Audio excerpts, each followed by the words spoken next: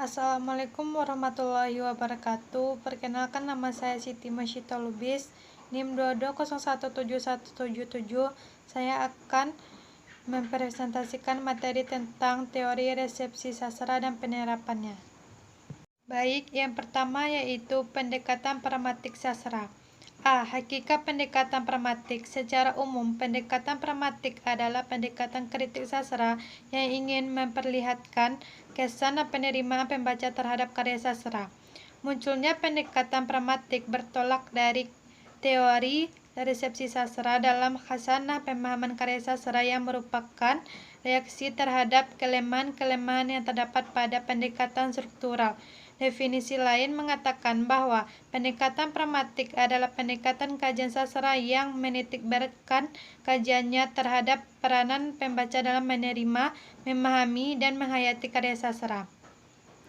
Hakikat ketergantungan dengan konteks sebagai berikut. 1. Pragmatik adalah studi tentang hubungan-hubungan antar bahasa dengan konteks yang gramatikalisasi atau dikodekan dalam struktur suatu bahasa. 2. Pragmatik adalah studi tentang semua aspek makna yang tidak terliput dalam teori semantik. 3. Pragmatik adalah studi tentang hubungan antara bahasa dengan konteks yang merupakan dasar untuk uraian pemahaman bahasa. Yang keempat, pragmatik adalah studi tentang kemampuan pemakaian bahasa untuk memadankan kalimat dengan konteks yang tepat. 5. Pragmatik adalah studi tentang diaksis, implikasi, prasuposisi, tidak ujar, dan aspek struktur wacana. B. Pengertian pendekatan pragmatik menurut para ahli. Menurut para ahli, mendefinisikan pendekatan pragmatik adalah sebagai berikut. 1. Menurut TUI 1994, teori pendekatan pragmatik adalah salah satu bagian ilmu sastra yang merupakan pragmatik kajian sastra yang menitikberatkan dimensi pembaca sebagai penangkap dan pemberi makna terhadap karya sastra. 2. Rilek Vedika, Polandia. Pendekatan pragmatik merupakan pendekatan yang tak ubahnya artefak benda mati pembacanyalah yang menghidupkan sebagai proses kokritasi. 3. Dause dan Husserl 1960. Pendekatan pragmatik merupakan intervensi pembaca terhadap karya sastra ditentukan oleh apa yang disebut horizon penerimaan yang mempengaruhi kesan tanggapan dan penerimaan karya sastra. C. Sejarah pendekatan pragmatik.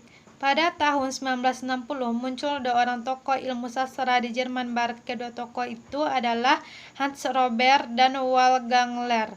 Keduanya mengembangkan ilmu sastra yang memberikan penekanan terhadap pembaca sebagai pemberi makna karya sastra. Hal yang diterima dan dipahami oleh pembaca berpengaruh besar pada perkembangan karya sastra selanjutnya, baik dari segi estetik maupun dari segi sejarah. Dari segi estetik karya sastra sebagai seni, pembaca akan menentukan apakah estetik yang mendasari karya sastra diterima atau ditolak. Oleh sebab itu, yang dipentingkan dalam pendekatan yang menekankan peranan pembaca sebagai pemberi makna bukanlah atau keindahan abadi suatu karya sastra, melainkan penerimaan karya sastra pada waktu dan tempat yang berbeda-beda. Tokoh utama dalam karya sastra yang menekankan peranan pembaca ialah Hans Robert Jones dalam makalahnya yang berjudul Literatur als Provocation. Sejarah sastra sebagai tantangan. Ia melancarkan gagasan-gagasan baru yang sempat menggoncangkan dunia ilmu sastra tradisional sebagai memberi ringkasan mengenai sejarah sastra, antara lain dari aliran Marxisme dan formalisme. Baik, yang kedua yaitu teori resepsi sastra. Pengertian resepsi sastra dalam arti luas seperti didefinisikan sebagai pengolahan teks, cara pemberian makna terhadap karya sehingga dalam memberi respon terhadapnya. Resepsi merupakan aliran yang meneliti teks sastra dengan bertitik tolak kepada pembaca yang memberi reaksi atau tanggapan terhadap teks itu. Dalam meresepsi sebuah karya sastra bukan hanya makna tunggal tetapi memiliki makna lain yang akan memperkaya karya sastra itu. B. Dasar-dasar teori resepsi sastra.